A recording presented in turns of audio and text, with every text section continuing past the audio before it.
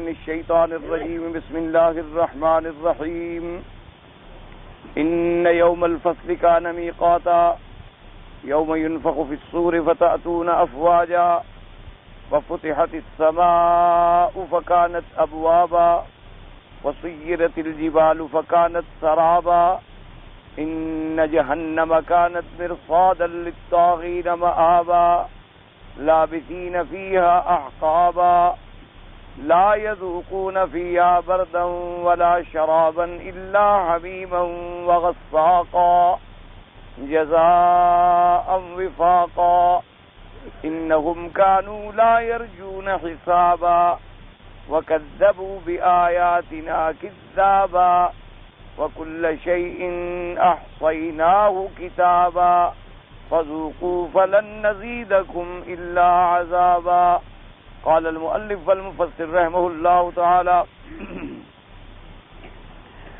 وقوله تبارك وتعالى لابثين فيها أحقابا أي ماكثين فيها أحقابا وهي جمع حقب وهو المدة من الزمان وقد اختلفوا في مقداره.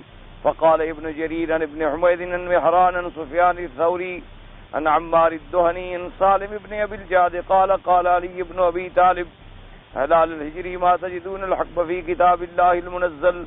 قال نجده 80 سنة كل سنة 12 شهرا كل شهر 30 يوما كل يوم 1000 سنة. اب مفسر رحمت اللہ علیہ اللہ تبارک و تعالیٰ کے قرآن پاک کی ان آیات مبارکہ کی جو سورۃ النبأ کی آیات ہیں ارشاد فرما رہے ہیں کہ کافر جہنم میں رہیں گے احقابا لابثین فیہا احقابا یعنی اے ماکثین فیہا احقابا. احقاب جو ہے حقب کی جمع ہے اور اس سے مراد کیا ہے تو بعض علماء نے فرمایا وَهُوَ الْمُدَّةُ مِنَ الزَّمَانِ یعنی ایک بڑی مدت. اب وہ مدت کتنی ہے اس کے اندر مختلف اقوال ہیں جیسے کہ الحمدللہ خلاصہ درس میں آپ سن چکے ہیں.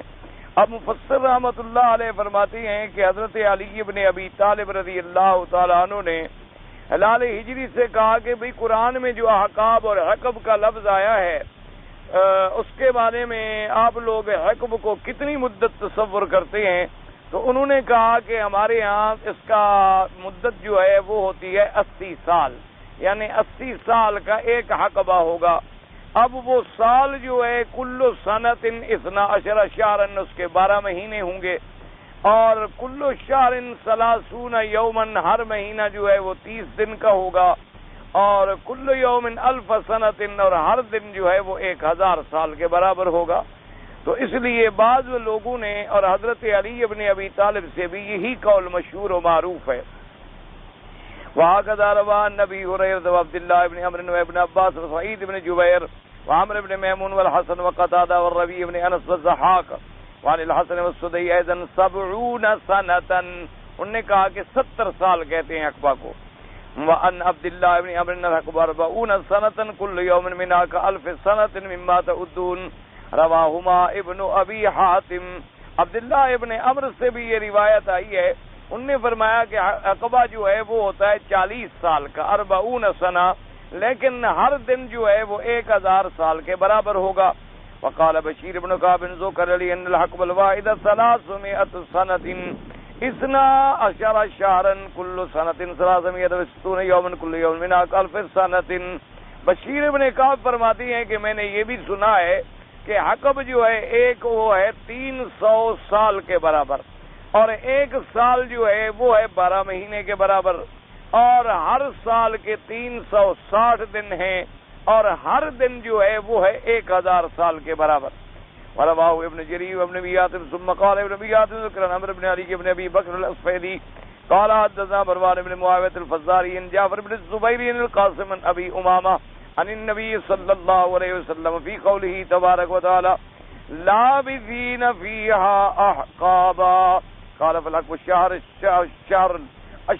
30 يوما والسنة 12 شهرا والسنة 360 يوما كل يوم من 1000 سنة مما تعدون فالعقب 30 ألف سنة.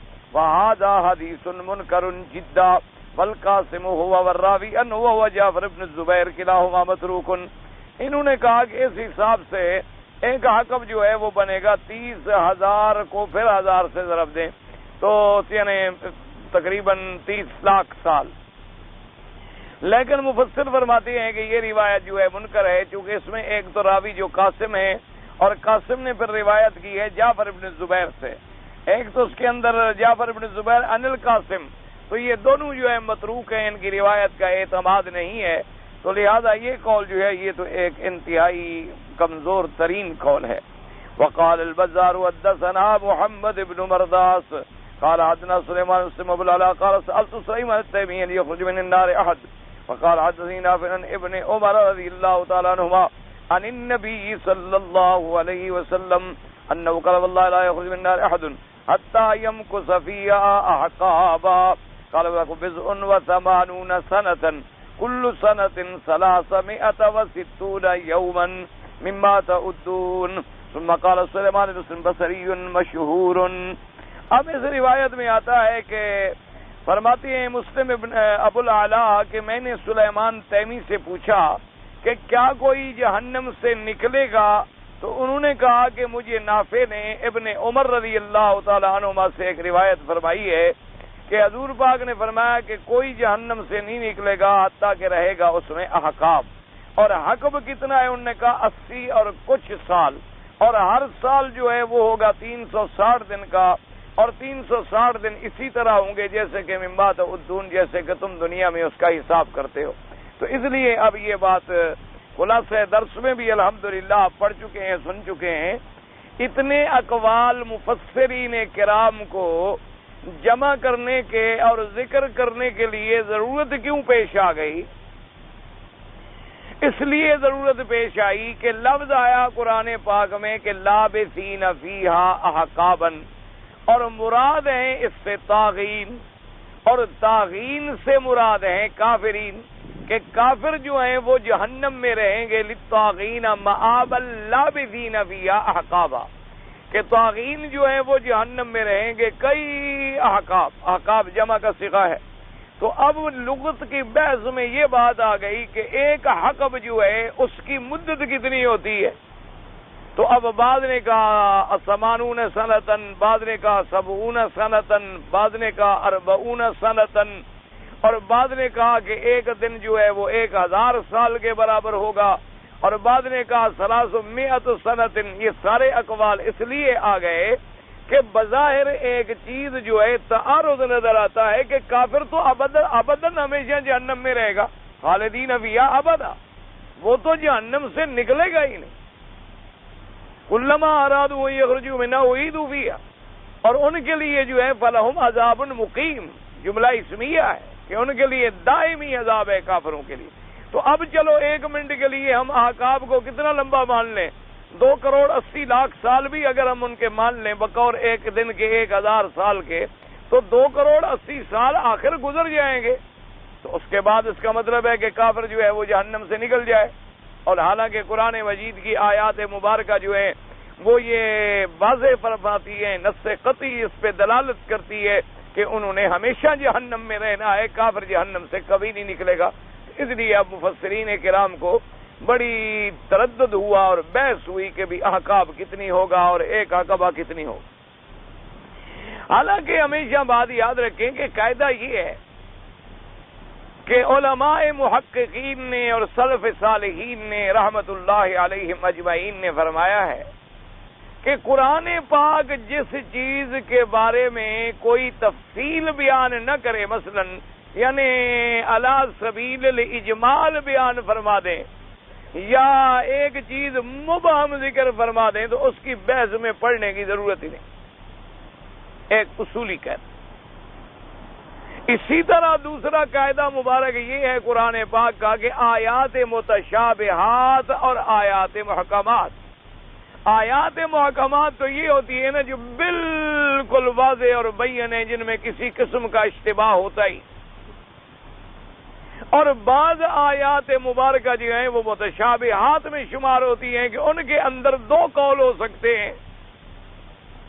تو تو قاعدہ یہ ہے اسلاف کے نزدیک کہ متشابہات کو محکمات کی روشنی میں رکھا جاتا، یعنی وہ آیات متشابہات جو ہیں وہ تابع ہو گئی آیات محکمات.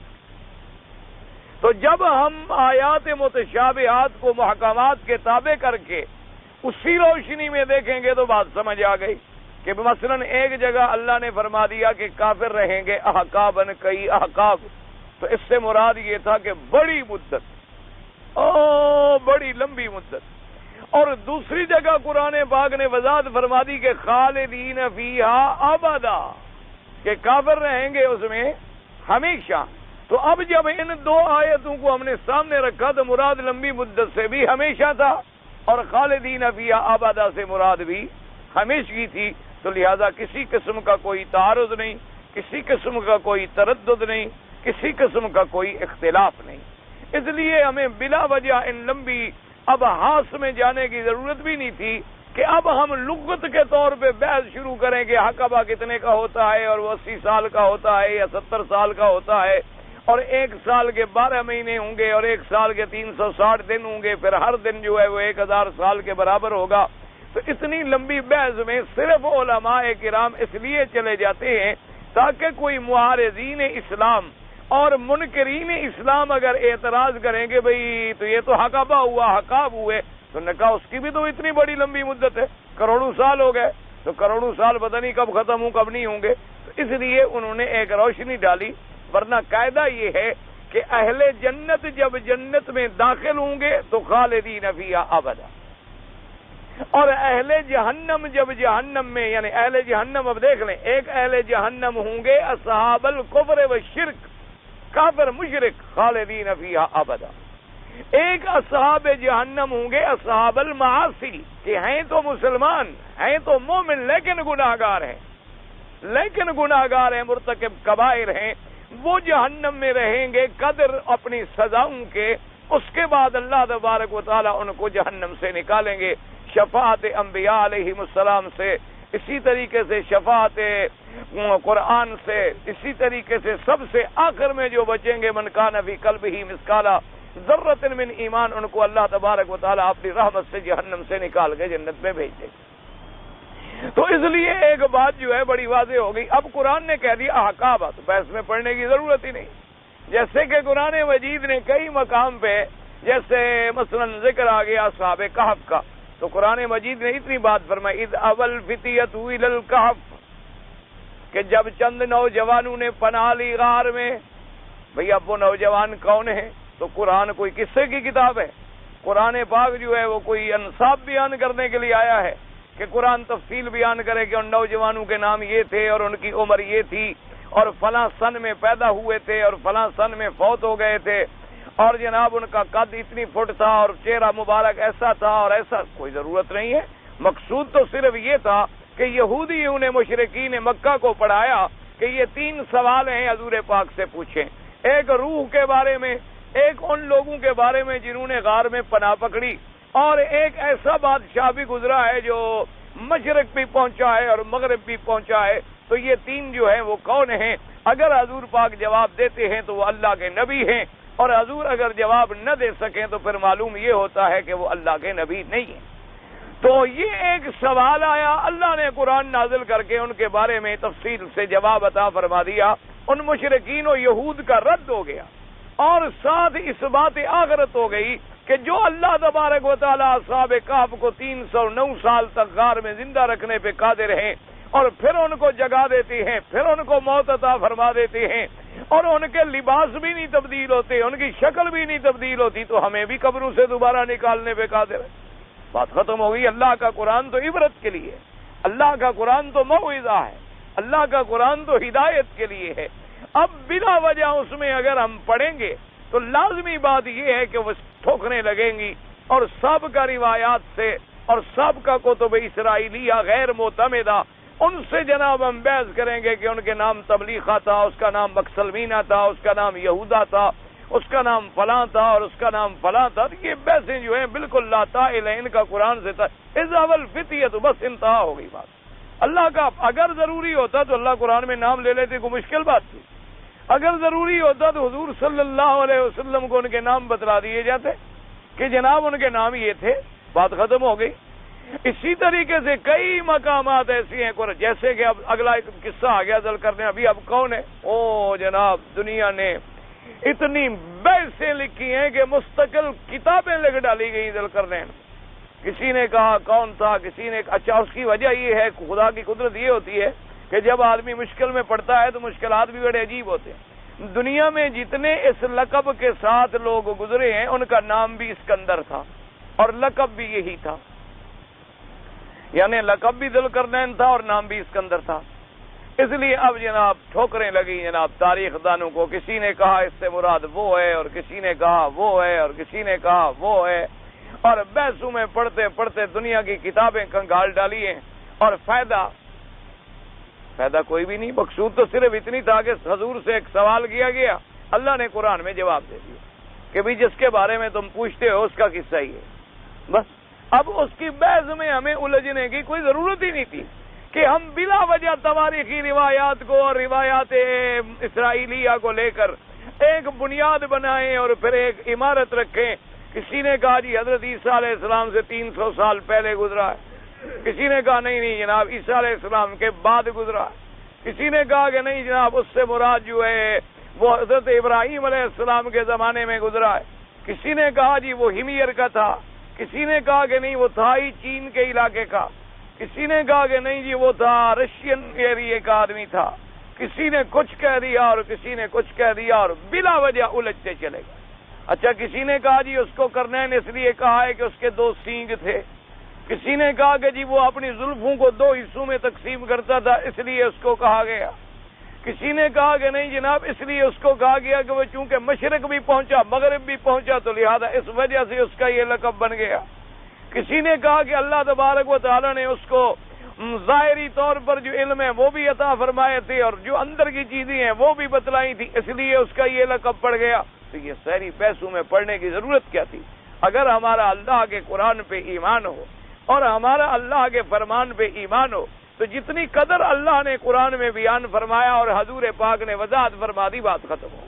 اس سے زیادہ لمبی چوڑی بحثوں میں ہمیں جانے کی ضرورت ہی نہیں۔ جیسے قرآن نے یاجوج ماجوج کا نام لے لیا، بس بات ختم ہو گئی، ٹھیک ہے وہ ایک قوم ہے، اللہ کے علم میں کہاں ہے، جہاں بھی ہو۔ اب جناب لوگوں نے وہاں کے بحث شروع، کسی نے کہا کہ ترک ہوتے ہیں، کسی نے کہا کہ نہیں وہ تاتاری جو گزرے ہیں تاتار کا فتنہ جو تھا وہی تھے، کسی نے کہا کہ نہیں جی وہ منگولی جو ہوتے ہیں وہ تھے، کسی نے کہا کہ نہیں جناب یہ روسی اور صینی جو ہیں یہ وہ تھے یاجوج ماجوج، کسی نے کچھ کہہ دیا اور کسی نے کہا وہ دیوار ٹوٹ گئی، کسی نے کہا وہ دیوار آئندہ ٹوٹے گی، کسی نے کہا یہی دیوار چین جو ہے وہی ہے، کسی نے کہا وہ اور دیوار ہے جو برلن کی ٹوٹ گئی ہے یہی دیوار تھی۔ یہ تو ساری ایسی حکایات ہیں جن کے ساتھ بحث کرنے کی ضرورت ہی نہیں تھی۔ قرآن پاک کوئی جغرافیہ کی کتاب تو نہیں ہے، قرآن پاک کوئی قصے بیان کرنے والی کتاب تو نہیں ہے۔ اللہ کا قرآن حکمت ہے، اللہ کا قرآن ہدایت ہے، اللہ کا قرآن موعظہ ہے، اللہ کا قرآن باعث عبر ہے کہ وہ ان واقعات کو بیان کر کے عبرت دلاتا ہے کہ وہ خدا بند قدوس جو اتنی بڑی قوموں کو ایک جگہ پہ بند کرا دینے پہ قادر ہے وہ تمہیں بھی قبر میں بند کر دینے پہ قادر ہے۔ اللہ تبارک و تعالیٰ اتنی مضبوط دیواروں کو توڑ کے ان کو نکالنے پہ قادر ہے تو تمہیں بھی قبر سے نکالنے پہ قادر ہے۔ تو ایک مقصد ہوتا ہے اللہ کے قرآن کا کہ مومن جو ہے اس سے عبر حاصل کریں اور اس سے عبرت حاصل کریں۔ ہاں تحقیق ان علوم میں ہوتی ہے کہ جن علوم میں اللہ نے بھی ہمیں اجازت دی۔ کیا معنی؟ یعنی بعض مسائل ایسے ہوتے ہیں کہ ان کا تعلق قرآن پاک کے نصوص قطعیہ سے نہیں ہے، ان کا تعلق احادیث مبارک کے نصوص سے نہیں ہے، یعنی وہ علیحدہ ہیں، فروعی مسائل ہیں۔ اب مثال کے طور پر اللہ کے نبی نے 4 رکعت عشاء کی نماز پڑھ کے ہمیں دکھلا دی، تو اب کوئی بحث کی اجازت ہے کہ جی 4 کیوں ہے، 5 کیوں نہیں، 4 ہے تو 3 کیوں نہیں، 3 ہے تو 2 کیوں نہیں؟ کیا ضرورت؟ اچھا جی پھر مغرب کی نماز تو 3 رکعت ہے اور عشاء کی کیوں 4 ہے؟ مغرب کی 4 بنا دیں اور عشاء کی 3 بنا دیں، تو یہ جہالت ہوگی، کیونکہ اللہ کا قرآن آ گیا اور میرے پاک نبی نے نمونہ دکھلا دیا۔ لقد کان لکم فی رسول اللہ اسوۃ حسن، بات ختم ہوگی۔ اور اسی میں اللہ کی حکمتیں ہیں کہ مغرب سے ایک یعنی دیکھیں آپ ویسے بھی اگر آپ غور و فکر کریں تو دن ختم ہو رہا ہے اور رات آ رہی ہے۔ مقصد تبدیلی آ گئی نا کہ دن غروب شمس کے بعد ختم ہو گیا اور رات شروع ہو گئی۔ تو اب جناب دن تھا کام کے لیے اور رات تھی آرام کے لیے، تو کام میں تھکا مارا آدمی ہے تو اللہ نے مہربانی فرما کے نماز تھوڑی رکھ لی، اس کے بعد ذرا آدمی کو آرام شراب مل گیا تو اللہ نے اگلی رکعتیں 4 رکعتیں عطا فرما دی، تو اس کی حکمتیں ہیں۔ لیکن یہ ضروری نہیں ہے کہ ہم کہیں کہ یہی مسئلہ ہے اسی لیے ایسا کیا گیا، نہ۔ تو اس لیے اگر فروعی مسائل ہیں تو ان میں علماء کو اجازت ہوتی ہے کہ وہ اپنے علوم کے ذریعے تحقیق کریں اور ان سے مسائل کا استنباط کریں اور اس کے اندر وہ مسائل کی تہ تک پہنچیں۔ لیکن جو چیزیں الحمدللہ کتاب و سنت سے واضح ہو جائیں، جو چیزیں نص قطعی سے ثابت ہو جائیں، جو چیزیں فرمان رسول پاک صلی اللہ علیہ وسلم سے ثابت ہو جائیں، اس میں دماغ لڑانے کی تو ضرورت ہی نہیں ہوتی۔ ان میں دماغ لڑایا جاتا ہے جیسے مثلا خواب ہوتا، اب خواب بھی ایک علم ہے، تعبیر بھی ایک فن ہے۔ اچھا اب اس میں معبر جو ہے تعبیر دینے والا تو جتنا بڑا عالم ہوگا اتنی بڑی بات وہ ڈھونڈے گا، اور ایک آدمی عام ہوگا تو اس کو ایک عام بات نظر آئے گی۔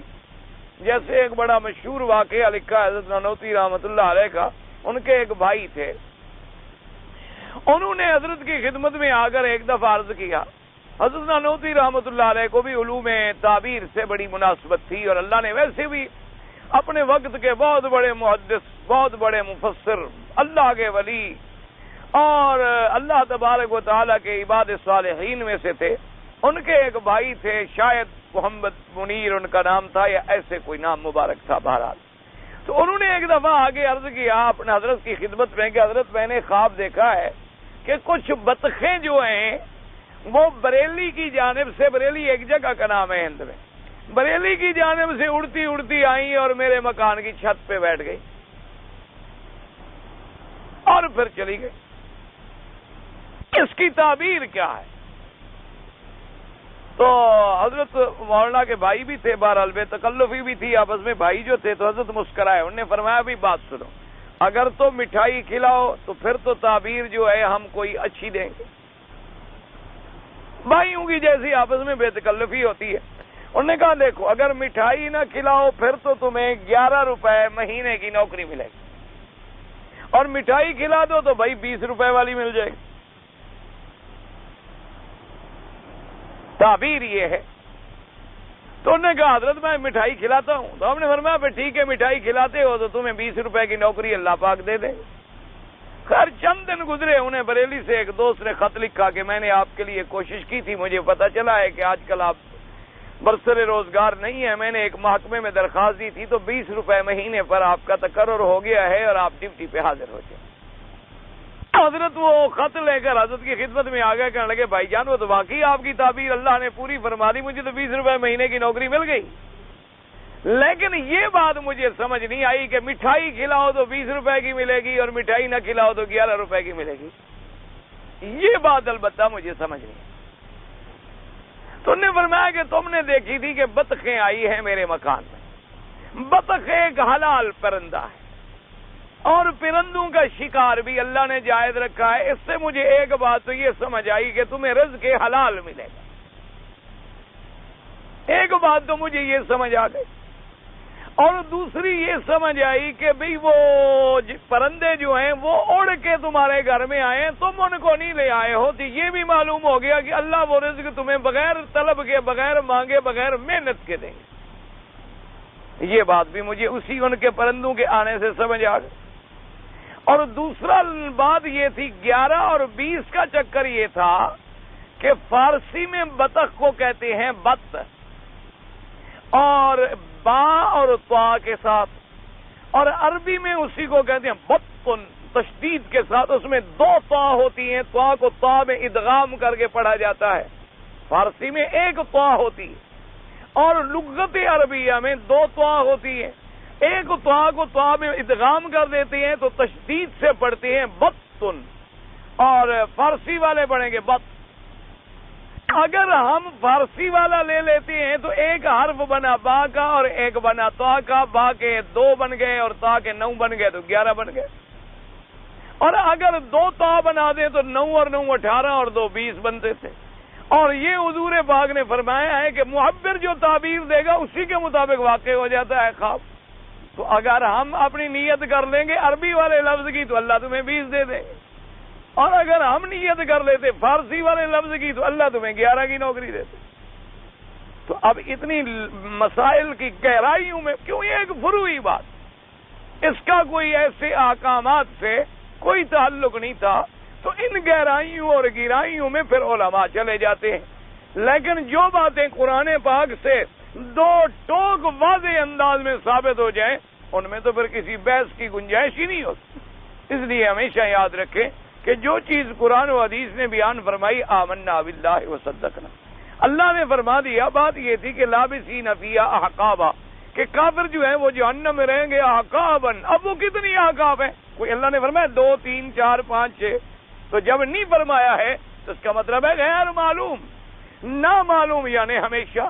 تو جب کسی کو لمبی مدت کے لیے کہا جاتا ہے تو اس کے لیے کبھی تو فرما دیا گیا احقابن، اور کبھی فرما دیا خالدین فیہا، اور کبھی فرما دیا خالدین فیہا ابدا، اور دوسری جگہ فرما دیا وَلَهُمْ عَذَابٌ مُقِيمٌ، اور کہیں فرما دیا کہ وہ کبھی جہنم سے نہیں نکلیں گے۔ تو بات واضح ہو گئی کہ کافر ہمیشہ جہنم میں رہے گا اور جہنم سے کبھی نہیں نکلے گا، اور مومن جو ہے وہ بھی جنت میں ہمیشہ رہے گا۔ ان کے لیے بھی آ گیا خالدین فیہا ما دامت السماوات والارض، دوسری جگہ آ گیا خالدین فیہا، اور تیسری جگہ آ گیا ابدا، اور چوتھی جگہ آ گیا لا یبغون عنہا حولا، کہ آدمی ہمیشہ ایک محل میں رہتا ہو، بڑا عجیب محل ہو، لیکن اکتا جاتا ہے نا، پھر اس کا دل کرتا ہے میں کسی دوسرے محل میں رہوں، کسی اس سے بجائے اللہ نے فرمایا نا میری جنت ایسی ہے کہ لا یبغون عنہا حولا، رہیں گے بھی ہمیشہ لیکن اس سے کبھی منتقل ہونے کی خواہش بھی نہیں کریں گے، تمنا بھی نہیں کریں گے، کیونکہ اس کی لذتیں ایسی ہوں گی، اس کی نعمتیں ایسی ہوں گی، ما لا عین رأت ولا اذن سمعت ولا خطر علی قلب بشر، او کما قال رسول اللہ صلی اللہ علیہ وسلم، حضور پاک نے فرمایا کہ کسی آنکھ نے دیکھا نہیں، کسی کان نے سنا نہیں، اور کسی عقل و دماغ و فکر نے سوچی نہیں ہے کہ وہ نعمتیں کتنی بڑی ہوں، اور وہ نعمتیں کیسی ہوں گی کہ اس میں رہنے والے جو ہیں اہل جنت ہمیشہ جنت میں، اور اہل جہنم جو ہیں وہ ہمیشہ جہنم میں۔ تو اس لیے بہرحال مفسرین کرام نے یہ سارے اقوال اس لیے نقل کیے ہیں کہ اب معترضین کو جواب دیا جا سکے کہ بھئی احقابہ جو آ گیا اس کا مطلب تو یہ ہوا کہ وہ نکلیں گے، چاہے کتنی بڑی لمبی مدت کیوں نہ ہو، لیکن کبھی نہ کبھی تو وہ مدت ختم ہو جاتی ہے نا۔ لیکن حالانکہ قاعدہ یہ ہے کہ کافر ہمیشہ نارے جہنم میں رہے گا اور کبھی نہیں نکلے گا۔ اس لیے جب آدمی اس قاعدہ کلیہ کو دماغ میں رکھ لے تو الحمدللہ پھر اس سے پریشانی نہیں ہوتی۔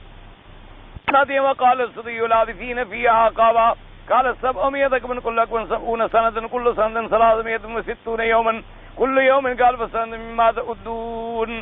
تو انہوں نے کہا کہ اس سے مراد یہ حقابہ جمع ہے، تو انہوں نے کہا کہ 700 حقابہ رہیں گے، اور ہر حقابہ جو ہے وہ ہوگا 70 سال کا، ہر سال جو ہے وہ ہوگا 360 دن کا، اور ہر دن جو ہے وہ ہوگا 1000 سال۔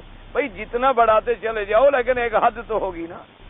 مثلا ایک آدمی کے پاس جی 1000 ہے تو حد ہے، 1 لاکھ ہے حد ہے، 1 کروڑ ہے کوئی حد ہے، 1 ارب ہے حد ہے، خرب ہے حد ہے، لیکن یہ ایک ہوتا ہے کہ بھی او للہ خزائن السماوات والارض، اللہ کے خزائن کی تو کوئی حد ہی نہیں، اور تو سارے خزائن السماوات والارض کا مالک جو ہے وہ اللہ تبارک و تعالی۔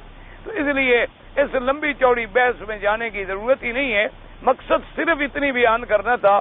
اچھا، اور بعض علماء نے کہا کہ نا طاغین سے مراد جو ہے اسات ہیں، طاغین سے مراد جو ہے گناہگار ہیں، کافر مراد نہیں ہے۔ لیکن اگلی آیات نے جب واضح کر دیا کہ وَكَذَّبُوا بِآيَاتِنَا، کذابہ، تو لہذا دوسرے قول لینے کی ضرورت ہی نہیں ہے ہمیں۔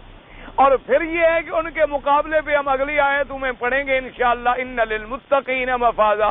تو یہ قاعدہ ہے قرآن میں تقابل ہوتا ہے، ذکر اشقیاء ہو تو بعد میں ذکر سعداء ہوتا ہے، اگر ذکر سعداء ہو تو بعد میں ذکر اشیاء ہوتا ہے، کیونکہ اشیاء جو ہیں وہ تقابل سے، اشیاء جو ہیں وہ ایک دوسرے کے سامنے آنے سے زیادہ کھل کے واضح ہو جاتی ہیں اور زیادہ دل و دماغ میں وہ آ کے جم جاتی ہیں۔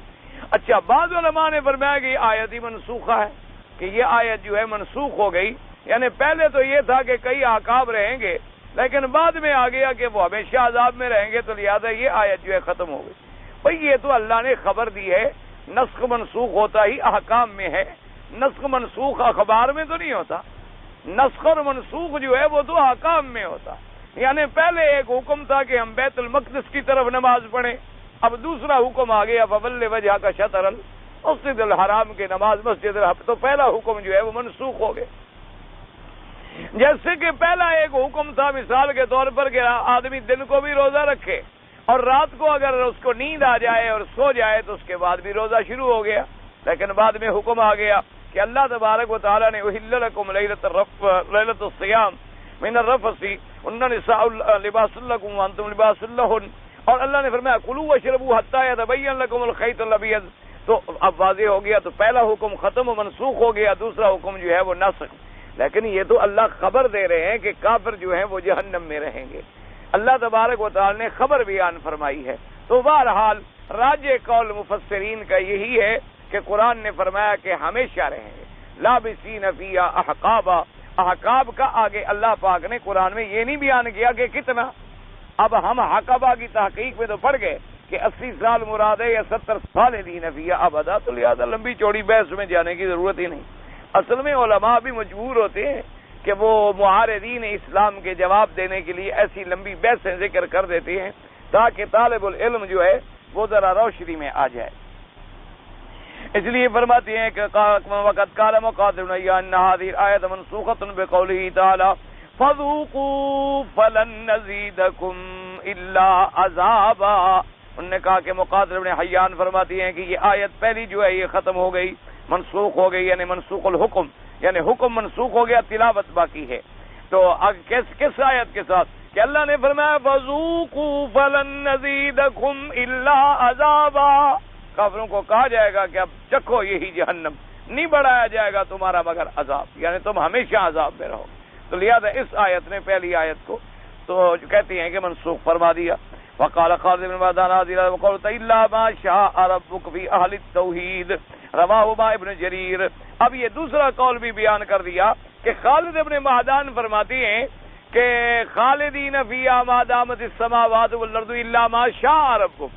اچھا، اس میں آ گیا لابثین فیہا احقابا، تو انہوں نے کہا یہ اہل توحید کے بارے میں ہے کہ آدمی تو موحد تھا، آدمی تو مومن تھا، لیکن اصحاب کبائر میں سے تھا، اس کے بڑے بڑے گناہ تھے، تو ان کو اتنا گزارنا پڑے گا احقابا، لیکن پھر وہ ایمان کی وجہ سے جہنم سے نکال دیے جائیں گے۔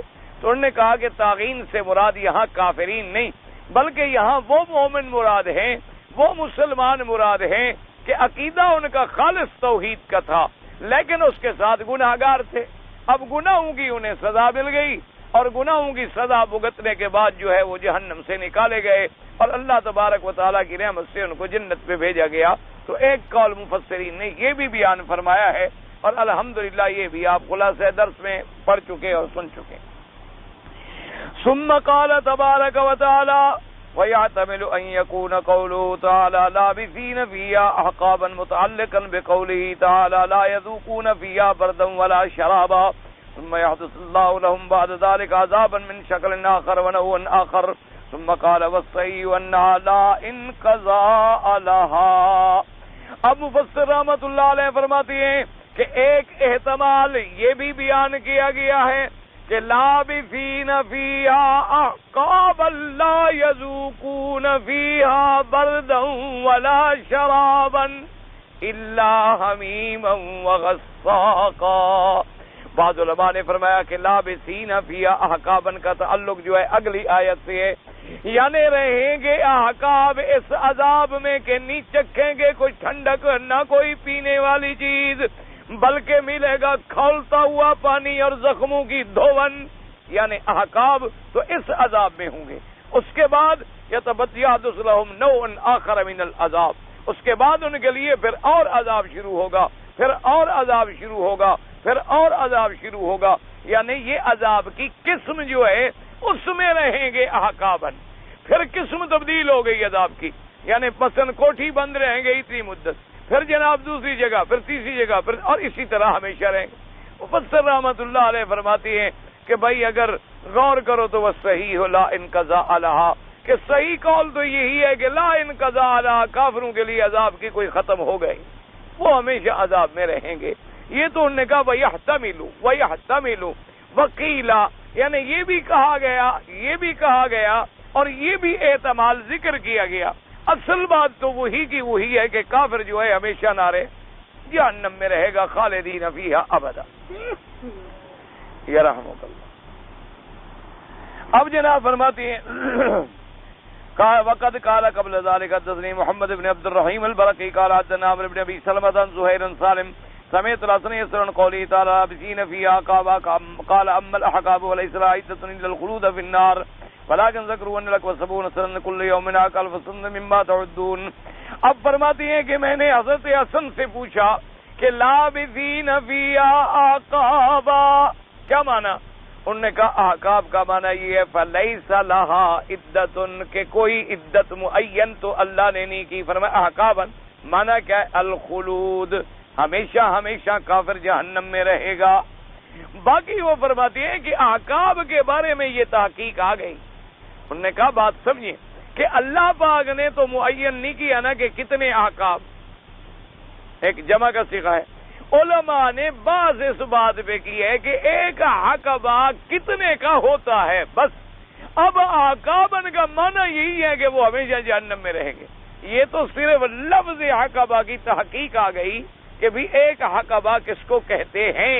اس پر علماء نے اپنے اقوال نقل فرمائے، بعض نے کہا کہ 80 سال کو فرماتے ہیں، بعض نے کہا 70 سال، بعض نے کہا 40 سال، بعض نے کہا 700 سال، بعض نے کہا 300 سال، بعض نے کہا کہ ایک دن اسی طرح کا دن ہوگا، بعض نے کہا کہ ایک دن جو ہے وہ 1000۔ یہ تو صرف اس کی تحقیق تھی، ورنہ قرآن کی آیت کا ترجمہ کیا ہے کہ وہ ہمیشہ جہنم میں رہے۔ قرآن پاک کی آیت کا ترجمہ مبارک کیا ہے کہ وہ ہمیشہ جہنم میں رہیں گے۔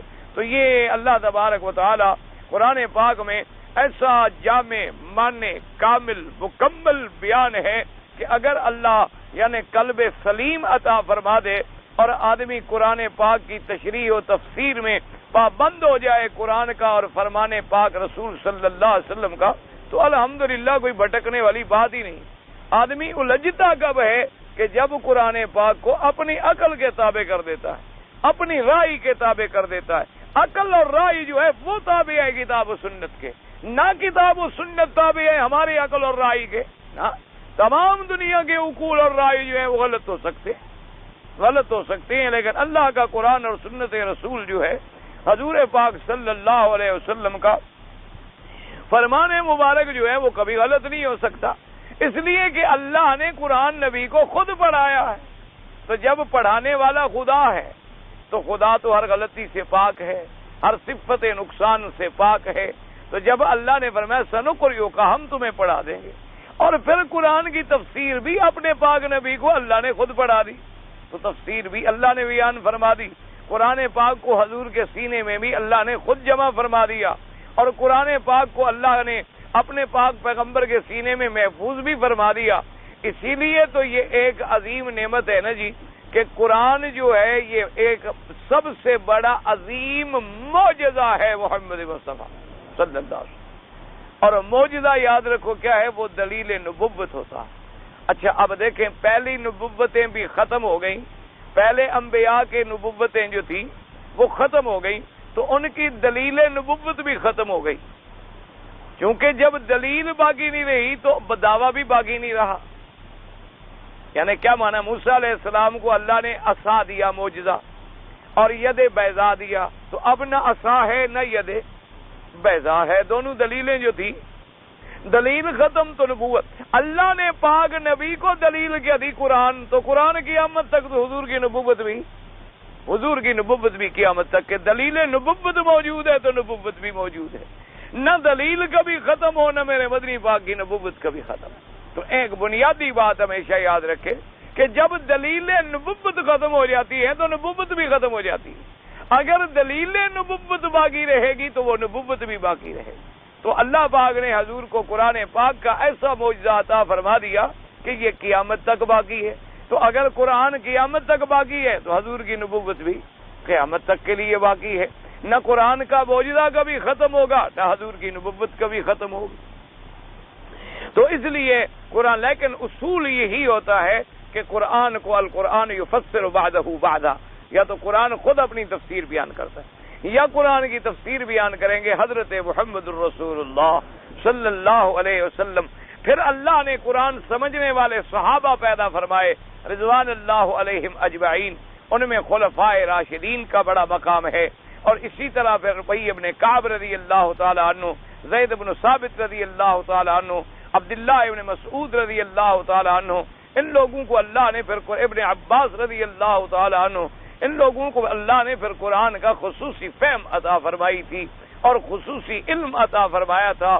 اللہ تبارک و تعالی نے ان کو اتنا بڑا مرتبہ بخشا تھا کہ صحابہ کی عظمتوں کو تو آدمی سمجھ نہیں سکتا۔ ایک دفعہ حضرت عبداللہ ابن مسعود رضی اللہ تعالی عنہ ایک کھجور کے اوپر چڑھ رہے تھے۔ حضرت عبداللہ ابن مسعود رضی اللہ تعالی عنہ جو تھے بڑے خفیف آدمی تھے، اور آپ کی پنڈلیاں مبارک جو تھی وہ بڑی پتلی پتلی تھی۔ حضرت عبداللہ ابن مسعود رضی اللہ تعالی عنہ، ایسے آپ نے دیکھا ہوگا نا، بعض دنیا میں ایسے آدمی ہوتے ہیں بڑے تر و تازہ لیکن پنڈلی پتلی ہوتی، بعض ویسے ہی خفیف ہوتے ہیں۔ تو حضرت عبداللہ ابن مسعود رضی اللہ تعالی عنہ کی پنڈلیاں جو ہیں وہ بڑی خفیف تھی۔ تو آپ ایک کھجور پہ چڑھ رہے تھے تو پنڈلی نظر آ رہی تھی، تو کچھ صحابہ مسکرائے کہ دیکھو بھی کتنی باریک پنڈلی ہے، دیکھو کتنی خفیف آدمی ہے۔ تو حضور نے فرمایا کیا تم میرے عبداللہ ابن مسعود کی پنڈلی کو دیکھ کر ہنس رہے ہو؟ تمہیں پتا ہے کہ اس ایک پنڈلی کو اگر پوری دنیا کے ساتھ وزن کیا جائے تو یہ قیامت میں بھاری ہو جائے گی۔ اللہ نے اس کو اتنا علم دیا ہے، اللہ نے اس کو اتنا وزن دیا ہے قیامت والے دن، اس کا اتنا بڑا شان ہے، تم اس کو کیسے سمجھ رہے ہو؟ تو صحابہ رضوان اللہ علیہم اجمعین کو اللہ نے پھر خصوصی علوم سے نوازا کہ انہوں نے علوم پڑھے رضوان اللہ علیہم اجمعین نے کس سے؟ حضرت محمد الرسول اللہ صلی اللہ علیہ وعلا آلہ واصحابہ وسلم تسلیما کثیرا کثیرا۔ اس لیے مفسر رحمۃ اللہ علیہ فرماتی ہیں وقال سعید عن قتادہ قال اللہ تعالی لابثین فیہا احقابا، کیا معنی فرماتے ہیں؟ وَهُوَ مَا لَا انقطاع لَهُ، اس کا معنی یہ ہے کہ ان کا عذاب ختم نہیں ہوگا۔ وَكُلَّمَا مَضَىٰ عَقَبٌ جَاءَ عَقَبٌ بَعْدَهُ، ایک عقبہ گزرے گا تو دوسرا، پھر دوسرا گزرے گا تو تیسرا، یعنی وہ ہمیشہ جہنم میں رہیں گے۔ وقال الربیع بن انس لابثین فیہا احقابا قال لا يعلم عدد هذه العقاب الا الله عز وجل۔ ربیع ابن انس نے فرمایا کہ اللہ نے قرآن میں فرما دیا ہے لابثین فیہا احقابا، انہوں نے کہا لا يعلم، کوئی نہیں جانتا، عدت الاحقاب الا اللہ عز وجل، اللہ کے سوا کوئی نہیں جانتا کہ وہ مدت کتنی ہے۔ وذکر لنا ان العقب الواسمارون سنۃ والسنۃ 360 یوما کل یوم کالف سنۃ مما تعدون، رواہما ایضا ابن جریر، ابن جریر رحمۃ اللہ علیہ نے بھی نقل فرمایا اسی کو نقل فرمایا ہے انہوں نے کہا کہ لیکن ہمیں بھی یہ روایت ملی ہے کہ ایک عقبہ جو ہے وہ ہوگا 70 سال 80 سال کا، اور ایک سال 360 دن کا، اور ہر دن جو ہے 1000 سال کا۔ یہ قول ہمیں بھی پہنچا ہے، لیکن انہوں نے فرمایا اصل یہ ہے کہ احقابہ اس مدت کو کوئی نہیں جانتا مگر اللہ تبارک و تعالی۔ اب فرماتے ہیں وقولہ تبارک و تعالی لا يذوقون فيها بردا ولا شرابا اي لا يجدون في جهنم بردا لقلوبهم ولا شرابا طيبا يتغذون به۔ اللہ پاک نے فرمایا کہ قیامت پہ ان کو جہنم میں کوئی ایسی ٹھنڈک بھی نہیں ملے گی جو ان کے دلوں کو ٹھنڈک پہنچائے۔ کیا مانا؟ کوئی ٹھنڈا پانی ملے تو ٹھنڈک پہنچائے، ٹھنڈی جگہ ملے تو ٹھنڈک پہنچائے، کوئی ٹھنڈا سایہ ملے تو ٹھنڈک پہنچائے، وہ تو جہنم میں ہوں گے۔ ان کے اوپر بھی عذاب ہوگا اور نیچے بھی عذاب ہوگا، ان کے دائیں بھی عذاب ہوگا اور بائیں بھی عذاب ہوگا۔ ولا شرابن، کیا مانا؟ حالانکہ پلایا تو جائے گا ان کو، فرمایا شرابن طیبن، یعنی کوئی پاکیزہ شراب ان کو نہیں ملے گا کہ وہ پیئیں اور اس سے ان کو فائدہ ہو۔ ملے گا کیا الا حمیما وغساقا. ولہذا قال تبارک و تعالی الا حمیما وغساقا. قال ابو العالیہ من البرد الحمیم ومن الشراب الغساق. اللہ پاک نے فرمایا، آپ دیکھیں پہلے قرآن میں ہے نا، لا یذوقون فیہا بردا ولا شرابا الا حمیما وغساقا. استثناء ہے، اب حمیمن کا استثناء ہے بردن سے، اور شرابن کا استثناء ہو گیا غساقا سے، کہ ان کو کوئی ٹھنڈک نہیں ملے گی. کیا ملے گا؟ کھولتا ہوا حمیم، گرم پانی. ان کو کوئی اچھا شراب نہیں ملے گا. کیا ملے گا؟ غساقن. غساق کیا ہوتا ہے؟ جو زخموں کی دھون نکلتی. اللہ معاف فرمائے. نعوذ باللہ من نار جہنم وعذاب جہنم. اس کے بعد فرماتے ہیں قضا قال الربیع بن انس فاما الحمیم فهو الحار الذي قد انتهى حره والغساق هو ما اجتمع من صديد اهل النار ورقم وذبم وجروح فهو بارد لا يستطاع بردی فلا يواجه من نتنه. اب مفسر رحمت اللہ علیہ فرماتے ہیں کہ حمیم، حمیم کس کو کہتے ہیں؟ وہ کہتے ہیں حمیم یعنی کل حار قد انتہا، جو اپنی شدت حرارت پہ پہنچا ہوا ہو، گرم پانی. اسی لیے حمام کو کہتے ہیں نا حمام. حمیم حمام مادہ ایک ہے، کیونکہ حمام میں آپ نے دیکھا نا آدمی نہا کے نکلے تو بھاپ نکلتی ہے، گرمی سی محسوس ہوتی ہے. اور پہلے تو حمام ہوتے ہی ایسے تھے، جو اصل حمام ہوتے ہیں کہ اندر وہ ایک گرمی رکھی جاتی ہے تاکہ آدمی جب اندر آئے تو اس کا پسینہ جو ہے نکل جائے اور مسام کھل جائے. اسی لیے اچھا دوست کو بھی کہتے ہیں ولا صدیق حمیم. حمیم دوست کو کیوں کہتے ہیں؟ کہ اس کو تیرے دکھ سے دکھ پہنچتا ہے، تیری تکلیف سے تکلیف پہنچتی ہے، تیری پریشانی سے پریشانی پہنچتی ہے، تیری خوشی سے خوشی پہنچتی ہے. تو فرمایا ان کے پینے کے لیے کیا ہوگا؟ حمیم ہوگا. اور کہا کہ غساق کیا ہوگا؟ انہوں نے کہا کہ جہنمیوں کو جب عذاب ہوگا، ان کے جو آنسو بہ رہے ہوں گے، ان کے زخموں سے جو پیپ بہ رہی ہوگی، ان کے زخموں سے جو مادہ بہ رہا ہوگا، وہ اکٹھا کیا جائے گا. مانگیں گے تو کہیں گے یہی پیو. کیونکہ یہ تو قاعدہ ہے نا جی کہ جزا ملتی ہے جن سے عمل سے. ایک قاعدہ یاد رکھو. دنیا میں جو لوگ شراب پیتے ہیں، محرمات پیتے ہیں، مخدرات پیتے ہیں، دنیا میں جو لوگ حشیش اور نعوذ باللہ ثم نعوذ باللہ یہ محرمات چیزیں جن کو اللہ نے حرام کر دیا ہے، جیسے افیون ہے، گانجا ہے، بھنگ ہے، یہ تمام مسکرات ہیں، دخان ہے، سگریٹ ہے، یہ تمام محرمات ہیں، حرام چیزیں. یہ تمام حرام چیزیں ہیں جن کا مقصد کیا ہے؟ ان میں یعنی ما سوائے ضیاء کے اور کوئی چیز حاصل نہیں ہوتی. ضیاء مال، ضیاء وقت، ضیاء نفس. یعنی آپ مجھے بتائیں مثلا سگریٹ ہے، سگریٹ پینے سے کیا خیال ہے آپ کا؟ آدمی موٹا تازہ ہو جاتا ہے، اس کے دل و دماغ کو کوئی قوت پہنچتی ہے. اعضائے رئیسہ کے لیے طاقت کا ذریعہ کیا ہے؟ ضیاء مال بھی ہے، ضیاء وقت بھی ہے، اور ضیاء نفس بھی ہے. ایک آدمی نے مثلا ایک سگریٹ کی ڈبی خریدی ہے دکان کی 2 ریال کی، اب 5 پی گئے ہیں حضرت صاحب شام تک، تو 10 ریال تو ضیاء مال بھی ہو گیا، ضیاء وقت بھی ہو گیا کہ اسی دھوئیں میں بیٹھے ہوئے ہیں. حضرت نہ ماں یاد ہے، نہ باپ یاد ہے، نہ خدا یاد ہے، نہ رسول یاد ہے. یعنی زندگی میں آگ کے دھوئیں میں بیٹھا ہے، خوش ہو رہا. کوئی ایسا پاگل آپ نے دنیا میں دیکھا جو دھوئیں پہ خوش ہوتا ہو؟ ایسا مجنون آدمی آپ نے دیکھا ہے دنیا؟ اور یہ دھواں بھی منہ سے نکال رہا ہے اور خوش بھی ہو رہا. پتہ نہیں کس بات کی خوشی ہوتی. اچھا، اور پھر بعض لوگ تو پھر دھواں ناک سے نکالتے ہیں، بڑے اپنے آپ کو ترقی کے، جو بہت زیادہ ترقی کر جاتے ہیں، بہت ترقی یافتہ جو ہوتے ہیں نا جی یہ پینے والے، وہ بڑے خوش ہوتے ہیں کہ دیکھو جناب منہ سے میں نہیں نکال رہا، میں نے ناک سے نکال. یعنی اللہ نے جتنے سوراخ دیے ہیں ہر جگہ سے شاید نکالنا شروع کر دیں. ترقی کرتے جا رہے ہیں نا. اب 2 تو ان کو مل گئے نا جی، تو باقی بھی تو کچھ سوراخ رہ گئے ہیں، تو وہاں سے بھی بہرحال یہ کوشش میں لگے ہوں گے، ہو سکتا ہے کچھ عرصے تک وہاں بھی کامیابی حاصل کر لیں. تو ضیاء نفس بھی ہے. اچھا، اور پھر یہ ہے کہ تمام دنیا کا اتفاق ہے کہ یہ چیزیں جو ہیں آدمی کے حلق میں، بدن میں، پھیپھڑے میں امراض کے پیدا کرنے کا سب سے بڑا ذریعہ ہے. کھانسی پیدا کرنے کا آپ نے دیکھا ہوگا کہ جتنا سگریٹ کا عادی آدمی ہے، صبح اٹھے گا تو اس کو کھانسی ٹھیک لگے گی. اور جناب پھر اس کی کھانسی رکتی ہی نہیں جب تک کہ وہ پھر سگریٹ نہ پیے. اچھا اس کی سگریٹ تبدیل کر دو تب بھی کھانسی کی اس کو شروع ہو جائے گی تکلیف. اور جناب صبح کو اٹھے گا وہ بیچارہ پیشاب نہیں کر سکتا, لیٹرین نہیں جا سکتا جب تک آگ نہ لگائے. آپ نے دیکھا ہے؟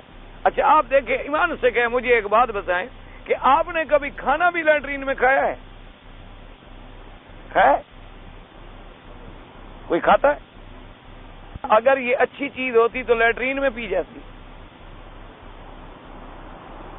نا. ٹھنڈے دل سے غور کرو. کبھی کسی آدمی نے یہ کہا ہے کہ جی میں لیٹرین میں پیشاب کے لیے جا رہا ہوں, بیوی کو گلاس پانی کا دینا ذرا میں اندر بیٹھ کے پیوں گا؟ کبھی کہا ہے؟ کبھی آپ نے روح افزا کا گلاس اندر منگوا کے پیا ہے؟ لیکن سگریٹ کہیں گے جی جلدی لاؤ سگریٹ لاؤ, جی میں نے حمام جانا ہے پہلے سگریٹ پی لوں, تھوڑا سا آدھا پی لوں, ذرا گرمی پہنچ جائے نا اندر, تاکہ آنتیں شانتیں جو ہے وہ ٹھیک ٹھاک گرم ہو جائیں, جل جائیں, تو پھر جا کر اندر میں اپنی فراغت حاصل کروں. تو جو چیز ایسی گندی جگہ پر پی جاتی ہے وہ اچھی ہو سکتی ہے. اور پھر جناب دوسرے پوچھیں گے جی کیا کریں, جی چھوٹتی نہیں ہے اور عادت ہو گئی ہے. کچھ نہیں, کوئی مسئلہ نہیں, صرف ایک تخیل ہے. آدمی اللہ پہ یقین کر لے اور قوت متخیلہ پہ قابو پا لے کہ بس میں نے نہیں پینا, بات کر دوں, کچھ بھی نہیں ہوتا. جن لوگوں نے چھوڑا ہے کیا خیال ہے آپ کا, کتنے مر گئے؟ تو یہ سارے محرمات ہیں. تو اب دنیا میں جناب وہ مسکرات میں, مخدرات میں اور دخان میں اور شراب میں اور افیم میں اور حشیش میں اور لذت میں پڑا رہا. اللہ فرمائے کہ اب آؤ پینے کے لیے میں نے کیا رکھا ہے, کھولتا ہوا پانی اور جہنمیوں کے نکلے ہوئے پیو. اب یہ پیو, کیونکہ جزاء وفاقہ مل رہا ہے نا, اسی طریقے سے سزا مل رہی ہے جیسے دنیا میں اس نے. اب دیکھو نا, دنیا میں انہوں نے سونا پہنا, آخرت میں محروم ہو گئے. دنیا میں ریشم پہنی, آخرت میں محروم ہو گئے. دنیا میں روزہ نہیں رکھا, آخرت میں سزائیں مل گئیں.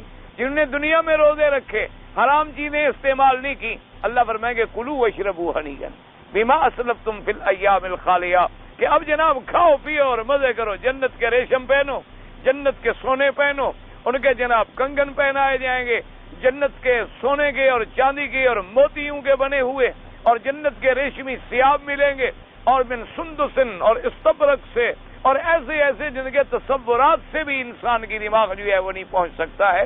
اس لیے ہمیشہ قاعدہ ہے, فرمایا الا حمیما وغساقا, ان کو یہ ملے گا. اور فرماتے ہیں کہ جناب وقت قدمنا الکلام علی الغساق فی سورۃ الصاد بما اغنى عن عیادتہ, کہتے سورۃ الصاد میں آپ اس پر پوری بحث پڑھ چکے ہیں, اب دوبارہ ذکر کرنے کی ضرورت نہیں ہے. اجارن اللہ من ذالک بمنہ وکرمہ, اللہ تبارک و تعالی ہمیں اپنے کرم سے اور اپنے احسان سے اس عذاب سے نجات عطا فرمائے. قال ابن وکیل المراد لا یذوقون فیہا بردا یعنی النوم, بعد نے فرمایا کہ برد کا معنی یہاں نوم ہے, کہ ان کو جہنم میں نیند بھی نصیب نہیں ہوگی. ردت فلا شفاء علی وصدنی ناون قبلاتها البرد, انہوں نے کہا کہ مجھے برد سے مراد ہے نعاس اور نوم. قد ذكر اول بأزويل احد وقد روى النبيات من طريق سطي مرتي ونقلوا عن مجاهد ايضا وقال البغوي النبي عبيد الكسائي ايضا وقوله تعالى جزاء وفاقا, اي هذا الذي صاروا اليه من هذه العقوبه وفق اعمالهم الفاسده التي كانوا يعملونها في الدنيا. اللہ نے فرمایا ہم ان کو اسی مطابق عذاب دے رہے ہیں جیسے برے برے کام انہوں نے دنیا میں کیے تھے, جیسے بری چیزیں انہوں نے دنیا میں پی تھی میرے حلال کو چھوڑ کر, اب اسی طرح کی سزا ملے گی. قالہ مجاہد وقتادہ وغیر واحد. ثم قال تعالی انہم كانوا لا يرجون حسابا اي لم يكونوا يعتقدون ان ثم دارا يجازون فيها ويحاسبون, ان کو تو یہ عقیدہ بھی نہیں تھا, یہ یقین بھی نہیں تھا کہ کوئی آخرت کا دن بھی آئے گا جس میں ہم پر حساب و کتاب بھی ہوگا. وَكَذَّبُوا بِآيَاتِنَا كِذَّابًا أي وكانوا يكذبون بحجيج الله ودلائله على خلقه الذي انزل على رسله صلى الله عليه وسلم فيقابلون بالتكذيب والمعاندة. اللہ نے فرمایا کہ انہوں نے ہمیشہ جھٹلایا اللہ کی نشانیوں کو, اللہ کے دلائل اور آیات کو جو اللہ نے اپنے پیغمبروں پہ اتاری ہیں نشانیاں, اور ان کو انکار کیا اور جھٹلاتے رہے. کذابا تکذیبا بستر ہے. وہ مسلم غیر پھر قالوا وقسم عربی يستفت الفراء للبروتی الحلق احب اليك والقصار وانشد بعضهم القصار. تو مقصد ہے کہ پوچھ رہا تھا کہ آپ حلق کروائیں گے یا بال کٹوائیں گے. مقصد ہے کذابن, قصار یعنی اس کا یہ مصدر ہے بغیر کسی فعل کے. وقوله تبارک و تعالی وکل شیء احصیناہ کتابا اے وقت علمنا آباء بعد کل مکتبنا علیہم فسنجزیہم علی ذلک ان خیرا فخیر وان شرا فشر. اللہ نے فرمایا کہ ہم نے اپنے بندوں کے تمام عمل جانتے ہیں، اور صرف جانتے نہیں، پھر ہم نے ان کو لکھوا کے محفوظ بھی کر دیا ہے تاکہ اس کے مطابق ان کو بدلہ دیں گے. اگر عمل بہتر ہوں گے ان خیرا فخیر، بدلہ بھی بہتر ہوگا، اگر عمل برے ہوں گے تو بدلہ بھی برا ہوگا. ان شرا فشر. وقوله تبارک و تعالی فذوقوا فلن نزيدكم الا عذابا ایو قال للنار ذوقوا ما انتم فيه ونزيدكم الا عذابا من جنسه واخر من شکلہ ازواج. کہا جائے گا جہنمیوں کو کہ چکھو تم جس عذاب میں ہو، اب نہیں بڑھایا جائے گا مگر تمہارے اوپر عذاب اسی جنس کا یا اور جنس کا. وقال قتادہ نبی ایوب العزیز عبد اللہ بن قال من ذل النار آیت شد من هذه الايه. حضرت عبداللہ ابن عمر فرماتی ہیں کہ جہنمیوں کے لیے اس آیت سے زیادہ سخت آیت کوئی نہیں کہ نہیں بڑھے گا مگر عذاب ہی بڑھے گا، کبھی تو ہوگی نہیں. فذوقوا فلن نزيدكم الا عذابا قال فهم في مزيد من العذاب ابدا. ہمیشہ عذاب بڑھتا چلا جائے گا. وقال نبی حاتم حدثنا محمد المصطفى قال حدثنا خالد عبد الرحمن قال حدثنا جسر بن فرقد حسن قال سألت أبا برزة الأسلمي عن أشد آية في كتاب الله على أهل النار. انہوں نے کہا کہ میں نے ان سے پوچھا کہ جہنمیوں کے لیے سب سے زیادہ شدید آیت قرآن میں کون سی ہے؟ انہوں نے کہا سمعت رسول اللہ صلی اللہ علیہ وسلم قرأ فذوقوا فلن نزيدكم إلا عذابا قال هلك القوم ما عصيهم الله عز وجل. حضور نے فرمایا کہ برباد ہو گئی وہ قومیں جنہوں نے اللہ کی نافرمانی کی. جسر ابن فرقد ضعیف الحدیث بالکلیت ہے، ویسے یہ راوی ضعیف ہے لیکن بہرحال اس میں تو کوئی شبہ نہیں ہے کہ یہ سخت ترین آیت ہے کافروں کے لیے، کیونکہ اب تو کمی کا مسئلہ ختم ہو گیا، زیادتی کا حکم ملا کہ عذاب بڑھتا چلا جائے گا، بڑھتا چلا جائے گا، بڑھتا چلا جائے گا اور ہمیشہ وہ عذاب میں رہیں گے.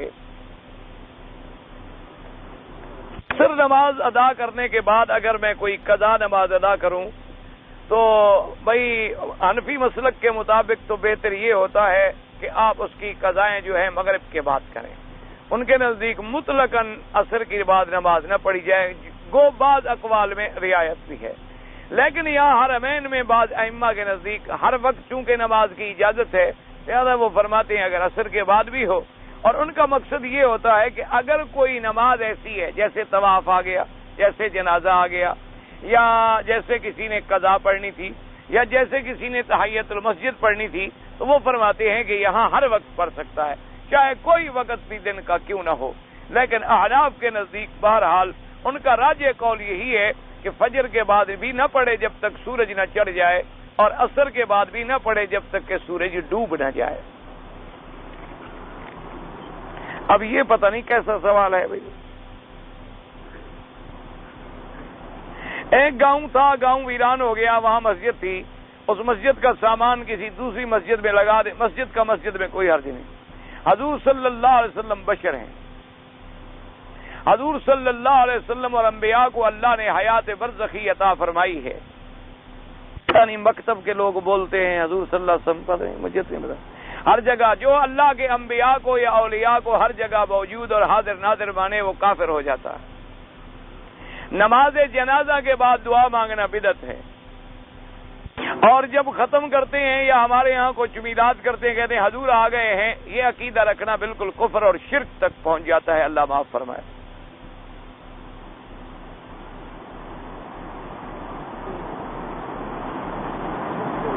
اگر ہم 10 سیٹ بک، یہ تو کوئی پہلے کے پڑے ہوئے ہیں، حج کا مسئلہ ہے، پتہ نہیں کیا ہے، اب کا تو نہیں ہے بھائی، پتہ نہیں آپ نے بھی کوئی پرانا کاغذ ڈھونڈ لیا.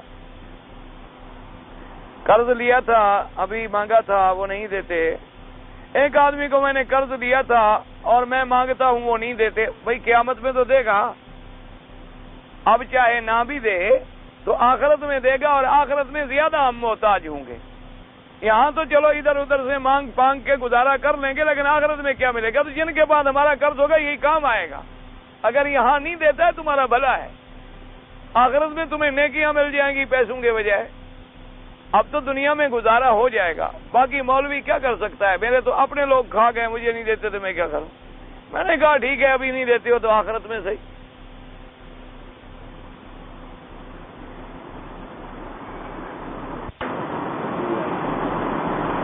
میں نے کسی آدمی سے سنا ہے، آپ نے اپنے گھر، آپ نے جو سنا ہے تو سنا ہوگا، بس سنائی باتوں پر اعتبار نہیں ہوتا۔ اگر نماز کھڑی ہو جائے اور ڈر ہو کہ میں سنتیں پڑھوں گا نماز چلی جائے گی، نماز میں مل جائے فوراً۔ نماز کے اندر کندھے اور پاؤں جو ہے ملنے، مانا یہ ہوتا ہے کہ برابر ہوں، صف سیدھی ہو۔ اب یہ نہیں ہوتا کہ بالکل ملاتے رہو ملاتے رہو ملاتے رہو، تو کیسے ایک آدمی کا قد چھوٹا ہو ایک کا بڑا ہو، کندھا کیسے ملا لیں گے؟ مانا یہ ہوتا ہے کہ سب سیدھی ہو۔ اب سب سیدھی کیسے کریں؟ بھئی کندھے کے برابر کندھا اور گٹے کے برابر گٹا، پاؤں کے برابر پاؤں، تاکہ بات ملانے کے لیے سمجھائی جاتی ہے کہ سب میں ٹیڑھا پن نہ آئے، کجی نہ آئے، آگے پیچھے نہ آئے، سب میں زیادہ جگہ فاصلہ نہ چھوڑیں، مل کے کھڑے ہوں اور برابر سیدھے کھڑے ہوں، کندھے کے برابر کندھا ہو۔ مقصود یہ ہوتا ہے۔